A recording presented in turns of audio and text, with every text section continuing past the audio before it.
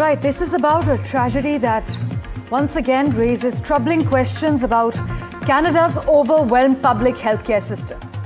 A 44-year-old Indian origin man, Prashant Sreekumar, died of a suspected cardiac arrest after waiting over 8 hours in the emergency room of a hospital in Edmonton in Alberta.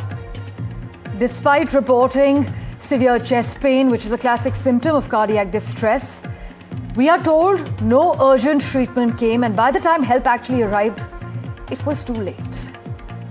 Prashant was a father of 3, and this incident is now being cited as yet another example of the systemic delays that plague emergency care in Canada. In fact, his grieving father has gone on record saying his son was in unbearable pain but still left waiting.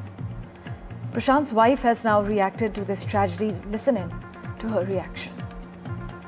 He was sitting in the triage complaining of constant chest pain. His BP constantly kept on rising with the last recorded blood pressure of 210.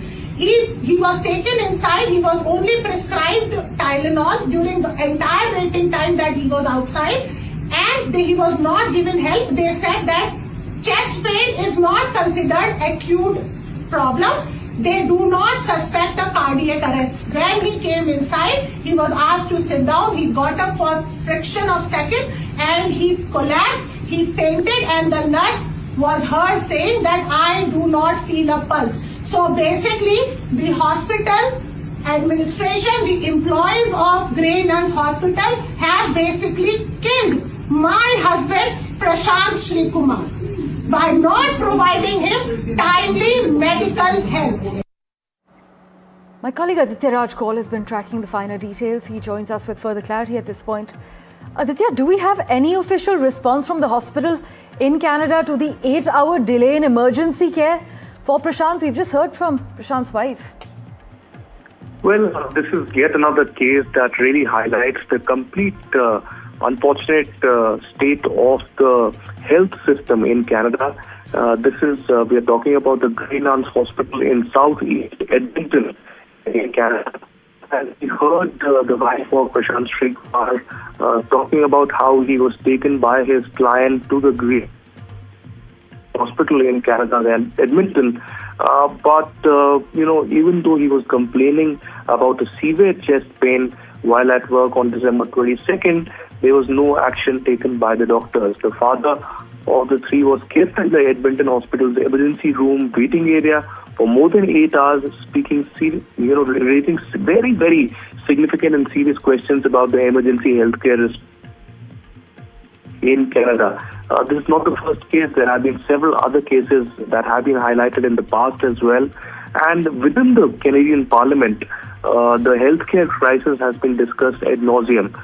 In fact, this has happened even during the time of Justin Trudeau, Minister. There were several questions raised on the kind of policies that the Canadian government particular issue, but whether there will be a course correction now, whether there will be responsibility sought and action taken, that needs to be seen at this particular time.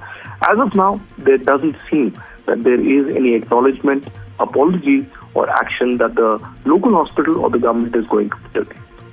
Right, as Aditya is reporting so far, there is no apology coming in from the local hospital. Aditya, do stay on with us as we play Prashant's wife's reaction for our viewers once again.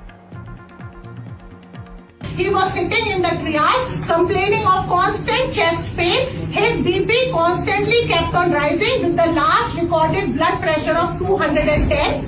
He was taken inside. He was only prescribed Tylenol during the entire waiting time that he was outside, and he was not given help. They said that chest pain is not considered acute problem. They do not suspect a cardiac arrest. When he came inside, he was asked to sit down. He got up for a fraction of seconds and he collapsed. He fainted, and the nurse was heard saying that I do not feel a pulse. So basically, the hospital administration, the employees of Grey Nuns Hospital have basically killed my husband, Prashant Sreekumar, by not providing him timely medical help.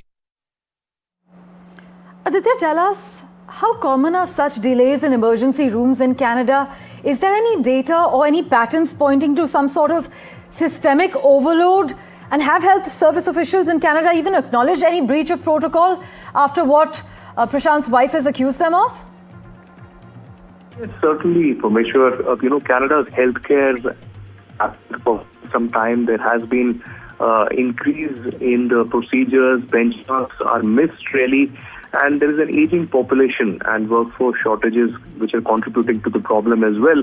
But the centralized booking and the outpatient surgeries are suggested solutions, but certainly there is no action at the central level, the federal level by the government, and even though at the junior level as well. So in this particular case, the family is agitated. This is a clear open and shut case, but the hospital or the local administration seems to be completely asleep, has not taken any action at all. In fact, the local journalists have reached out to the hospital and the network of hospitals that is run by this particular company, but unfortunately there has been no response and they have refused to speak. Same with the government as well. And as I've said, this is a crisis that has taken place not just in Edmonton, across Canada over the years, the healthcare crisis. There is a severe shortage of doctors, staff, and the response mechanism and SOPs that the hospitals really have. And unfortunately, it's like a ticking time bomb in Canada. If action not taken, then certainly there would be several unfortunate more casualties like that of Prashant. So much for joining us with the details that have emerged so far.